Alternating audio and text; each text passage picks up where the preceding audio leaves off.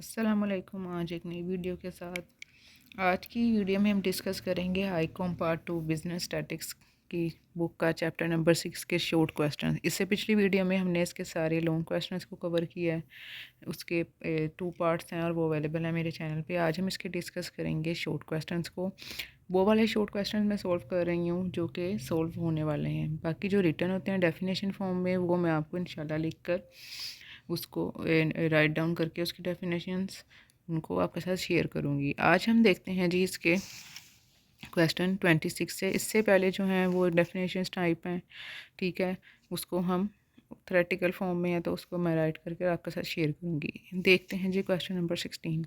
Right a sample space of toss a fair die. यानी जब भी हम किसी डाइस को टॉस करते हैं, डाई को टॉस करते हैं, तो उसकी सैम्पल स्पेस पूछी है, ना कि हमसे प्रोबेबिलिटी पूछी है।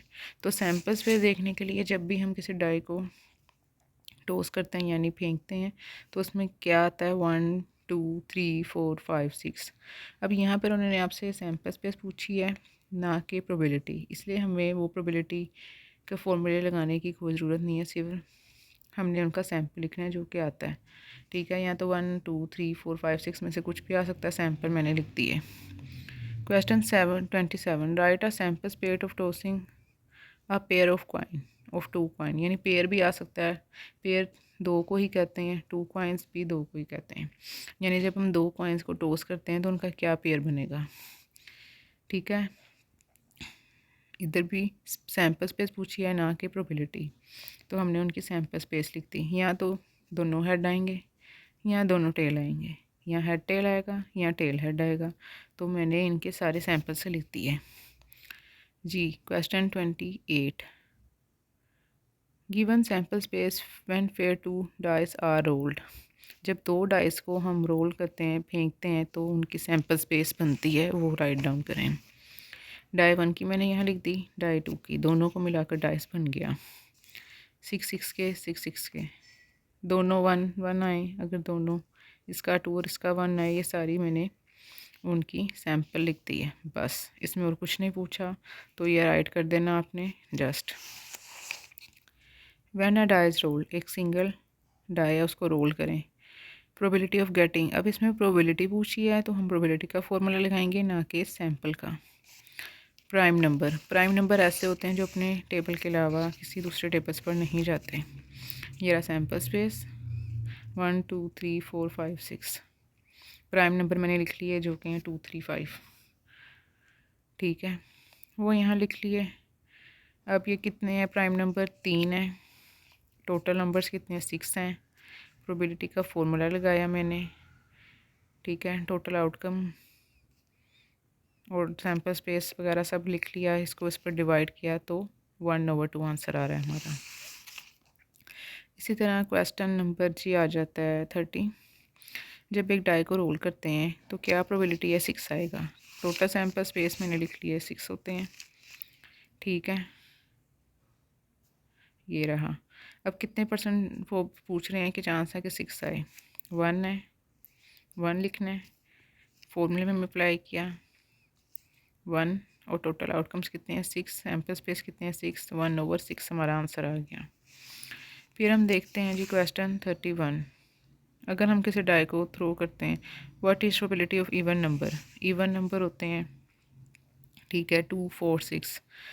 टोटल सैम्पल स्पेस कितने हैं 6, इवन नंबर हैं 2 4 6, 3 बन रहे हैं, वो मैंने यहाँ लिख लिए। 3 डिवाइडेड बाई 6 यानी टोटल आउटकम पे डिवाइड करूँगी तो प्रोबेबिलिटी कितनी है, कटिंग हो जाएगी 1/2। इसी तरह हम देखते हैं क्वेश्चन नंबर 32 जी। क्वेश्चन नंबर 32 में पूछ रहे हैं सैम्पल स्पेस राइट करें जब हम 3 कॉइन्स को एक साथ टॉस करते हैं। तो सबसे पहले हम देख लेते हैं, कई बच्चे जो हैं वो इनके सैम्पल्स को याद भी कर लेते हैं, तो बेहतर अगर आप याद नहीं कर सकते, मैं आपको बताती हूँ आपने किस तरह फाइंड आउट करना है। सबसे पहले हम लिख लेते हैं, अगर आपके पास सिर्फ एक हेड है और दूसरे में टेल और हेड आता है, इसी तरह आगे से फिर टेल हेड, इसी के आगे भी हेड टेल कर लें या टेल हेड कर लें, एक ही बात है। दूसरा कॉइन टेल अगर लेते हैं, इधर मैंने एच कर लिया, इधर टी कर लिया, इसी तरह यहाँ टी कर लिया एच, यहाँ एच और टी, फिर आगे एच टी एच TH कर लें, इससे कोई मसला नहीं होता, आप HT कर लें।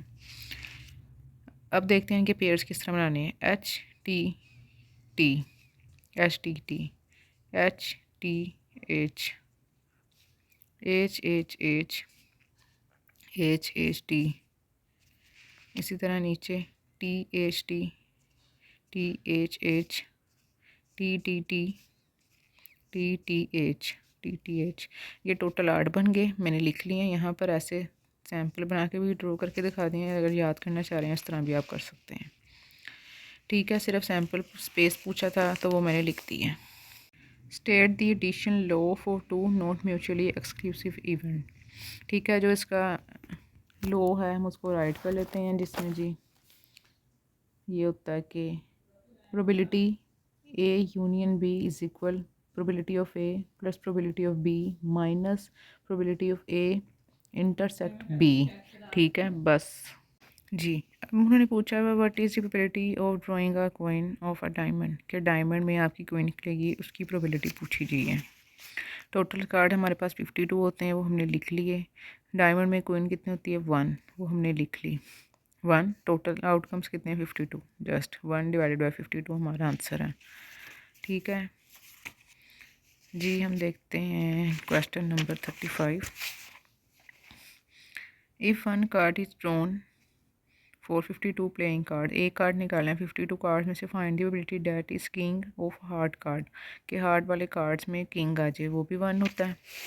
ठीक है, वो टोटल आउटकम्स 52 हैं, 52 1 होता है कि किंग आएगा हार्ट में, वो हमने लिख लिया 1/52।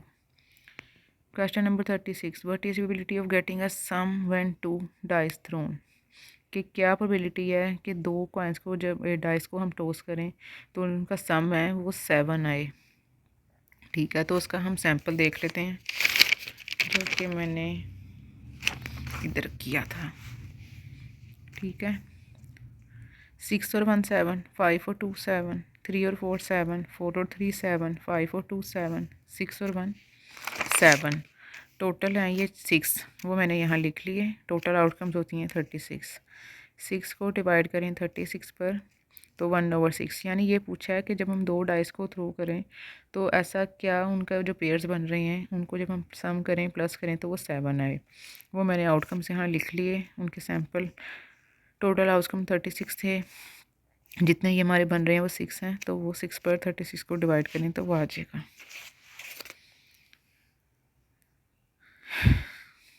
What is probability of one head 1 2 coin toast, जब हम 2 कॉइन्स को एक साथ टोस्ट करें तो क्या प्रोबेबिलिटी है कि सिर्फ एक हेड आए। ठीक है, ये रहे जी उनके रिज़ल्ट, जब मैंने 2 कॉइन्स एक साथ टोस किए टोटल 4 हैं। ठीक है, और जब सिर्फ 1 हेड है, इसमें भी 1 हेड है, इसमें भी 1 हेड है, वो सिर्फ 2 बन रहे हैं। 2 को 4 पे डिवाइड करेंगे तो 1/2। इसी तरह हम देखते हैं question number 38। Find the probability of 2 tails. अब इसमें वो पूछ रहे हैं कि जब 2 कॉइन्स को टॉस करें क्या प्रोबेबिलिटी है। नोट सैम्पल प्रोबेबिलिटी पूछा है, क्या प्रोबेबिलिटी है कि 2 टेल्स हैं, वो हमने यहाँ लिख ली। अब देखें टोटल 4 आउटकम्स हैं, 2 टेल इसमें ही आ रही हैं, सिर्फ 1/4 है। क्वेश्चन नंबर हम थे 39। If A and B are 2 independent events, probability of A ये है, प्रोबेबिलिटी ऑफ बी भी है। Find probability A intersect B. इसका फॉर्मूला हमें याद होगा, मल्टीप्लाई करते हैं सिंपल। ये फॉर्मूला दोनों को मल्टीप्लाई करेंगे तो ये आंसर आ जाएगा। इसी तरह हमारा क्वेश्चन 40 भी है, ये प्रोबेबिलिटी ए बी, इन दोनों को मल्टीप्लाई करें तो हमारा आंसर आ जाएगा। अब हम देखते हैं question 41। For any 2 events A and B, 2 events हैं ए और बी, प्रोबेबिलिटी ऑफ ए बताई हुई है, बी हमने फाइंड करनी है। वो कह रहे हैं ए यूनियन बी ये है एंड ए इंटरसेक्ट बी ये है। ये फार्मूला जो है ज़रा अच्छी तरह आप देख लें, हमें ये वैल्यूज़ दी हुई हैं। फार्मूला होता है ये जो हमने पीछे पढ़ा था, 2 म्यूचुअली एक्सक्लूसिव इवेंट्स का। ए की ए है, बी की ए हमें नहीं बताई हुई, ए इंटरसेक्ट भी दिया हुआ है और ए यूनियन भी दिया हुआ है। ये यहीं रहेगी, ये दोनों वैल्यूज़ यहाँ के अपने साइन चेंज करेंगी, ये माइनस, ये यहाँ माइनस है तो प्लस हो जाएगी। इनको जब आप कैलकुलेटर से सोल्व करें, वो भी मैं आपको करके दिखा देती हूँ। Like this 7 divided by 12 minus 2/3, ये आ गया हमारा आंसर, प्लस 5/12, ये आ गया हमारा आंसर। Shift ABC 1/3। ठीक है, ये हमारा आंसर। आप इसका एलसीएम लेकर भी कटिंग कर सकते हैं, जिसमें सब का एलसीएम 12 आ जाएगा, और फिर उसको आप सोल्व आउट कर सकते हैं। मैंने कैलकुलेटर से कर लिया डायरेक्ट, तो आंसर आ रहा है 1/3। अब हम इसका देखते हैं question number 42। 3 coins toast together, 3 coins हैं, उन्हें एक साथ टोस्ट करना है। What is probability getting exactly 2 head, कितने ऐसे पेयर्स बनेंगे जिसमें 2 हेड आ रहे हैं और उनकी प्रोबेबिलिटी फाइंड करनी है। ये रहा जी टोटल सारे सैम्पल्स, 8 हैं टोटल। कितने ऐसे हैं जिनमें सिर्फ 2 हेड है, एक ये बन रहा है, एक ये है और एक ये है, 3 सिर्फ ऐसे, 3/8 simply. Question number 43, if P probability of B is equal 0.4, probability A union B is equal probability A intersect B, then find P probability of A। Same हमारे क्वेश्चन नंबर 41 की तरह है। ठीक है, फॉर्मूला ये है जी। अब आपने क्या करना है, इसमें जस्ट वैल्यूज डालनी है, पुट करनी है।